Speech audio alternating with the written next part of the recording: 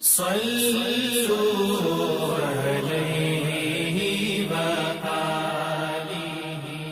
بخاری حدیث نمبر 91۔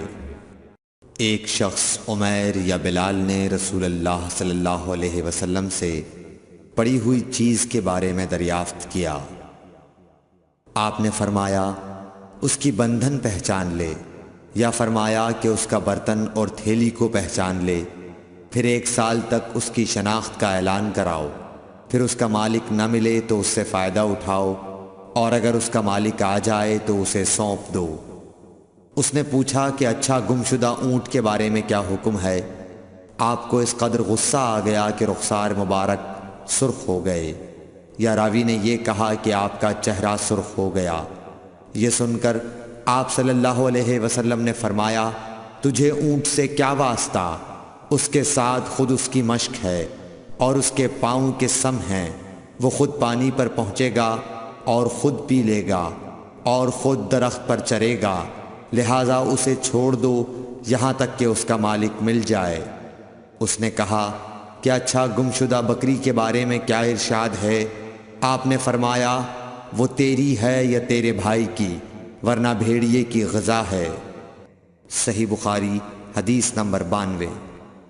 رسول اللہ صلی اللہ علیہ وسلم سے کچھ باتیں دریافت کی گئیں کہ آپ کو برا معلوم ہوا، اور جب اس قسم کے سوالات کی آپ صلی اللہ علیہ وسلم پر بہت زیادتی کی گئی تو آپ کو غصہ آ گیا۔ پھر آپ نے لوگوں سے فرمایا، اچھا اب مجھ سے جو چاہو پوچھو۔ تو ایک شخص نے دریافت کیا کہ میرا باپ کون ہے؟ آپ نے فرمایا تیرا باپ حذافہ ہے۔ پھر دوسرا آدمی کھڑا ہوا اور اس نے پوچھا کہ یا رسول اللہ میرا باپ کون ہے؟ آپ نے فرمایا کہ تیرا باپ سالم شیبہ کا آزاد کردہ غلام ہے۔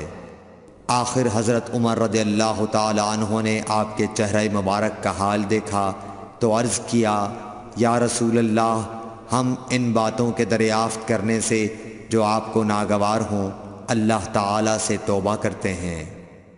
صحیح بخاری حدیث نمبر 93۔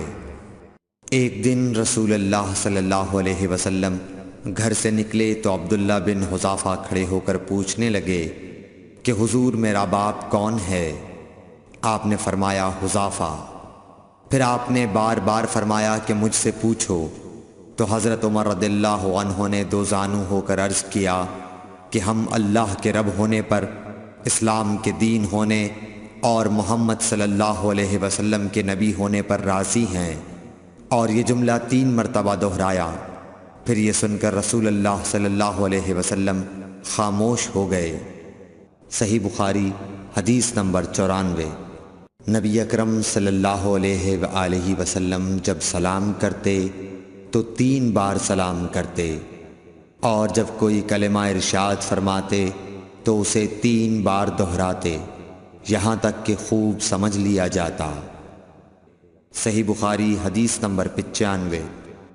رسول اللہ صلی اللہ علیہ وسلم جب کوئی کلمہ ارشاد فرماتے تو اسے 3 بار لوٹاتے یہاں تک کہ خوب سمجھ لیا جاتا، اور جب کچھ لوگوں کے پاس آپ تشریف لاتے اور انہیں سلام کرتے تو 3 بار سلام کرتے۔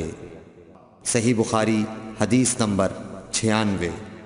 عبداللہ بن عمر رضی اللہ عنہ کہتے ہیں کہ ایک سفر میں رسول اللہ صلی اللہ علیہ وسلم ہم سے پیچھے رہ گئے، پھر آپ ہمارے قریب پہنچے تو عصر کی نماز کا وقت ہو چکا تھا یا تنگ ہو گیا تھا، اور ہم وضو کر رہے تھے۔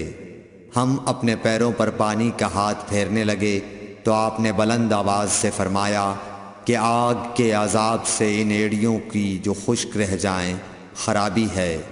یہ 2 مرتبہ فرمایا یا 3 مرتبہ۔ صحیح بخاری حدیث نمبر 97۔ رسول اللہ صلی اللہ علیہ وسلم نے فرمایا کہ 3 شخص ہیں جن کے لیے دگنا اجر ہے، ایک وہ جو اہل کتاب سے ہو اور اپنے نبی پر اور محمد صلی اللہ علیہ وسلم پر ایمان لائے، دوسرے وہ غلام جو اپنے آقا اور اللہ دونوں کا حق ادا کرے، اور تیسرے وہ آدمی جس کے پاس کوئی لونڈی ہو جس سے شباشی کرتا ہے اور اس کو تربیت دے تو اچھی تربیت دے، تعلیم دے تو عمدہ دے، پھر اسے آزاد کر کے اس سے نکاح کر لے تو اس کے لیے دگنا اجر ہے۔ صحیح بخاری حدیث نمبر 98۔ نبی صلی اللہ علیہ وسلم ایک مرتبہ عید کے موقع پر مردوں کی صفوں میں سے نکلے اور آپ کے ساتھ بلال رضی اللہ تعالی عنہ تھے۔ آپ کو خیال ہوا عورتوں کو خطبہ اچھی طرح نہیں سنائی دیا، تو آپ نے انہیں علیحدہ نصیحت فرمائی اور صدقے کا حکم دیا۔ یہ واز سن کر کوئی عورت بالی اور کوئی عورت انگوٹھی ڈالنے لگی، اور بلال رضی اللہ تعالیٰ عنہ اپنے کپڑے کے دامن میں یہ چیزیں لینے لگے۔ صحیح بخاری حدیث نمبر 99۔ حضرت ابو ہریرہ رضی اللہ تعالیٰ عنہ نے عرض کیا، یا رسول اللہ، قیامت کے دن آپ کی شفاعت سے سب سے زیادہ سعادت کسے ملے گی؟ تو رسول اللہ صلی اللہ علیہ وسلم نے فرمایا، اے ابو ہریرہ، مجھے یقین تھا کہ تم سے پہلے کوئی اس کے بارے میں مجھ سے دریافت نہیں کرے گا، کیونکہ میں نے حدیث کے متعلق تمہاری حرص دیکھ لی تھی۔ سنو، قیامت کے دن سب سے زیادہ فیضیاب میری شفاعت سے وہ شخص ہوگا جو سچے دل سے یا سچے جی سے لا الہ الا اللہ کہے گا۔ صحیح بخاری حدیث نمبر 100۔ رسول اللہ صلی اللہ علیہ وآلہ وسلم نے فرمایا کہ اللہ علم کو اس طرح نہیں اٹھا لے گا کہ اس کو بندوں سے چھین لے، بلکہ وہ پختہ کار علماء کو موت دے کر علم اٹھائے گا، حتیٰ کہ جب کوئی عالم باقی نہیں رہے گا تو لوگ جاہلوں کو سردار بنا لیں گے، ان سے سوالات کیے جائیں گے اور وہ بغیر علم کے جواب دیں گے، اس لیے خود بھی گمراہ ہوں گے اور لوگوں کو بھی گمراہ کریں گے۔ Thanks for watching. Don't forget to like, comment, share and subscribe to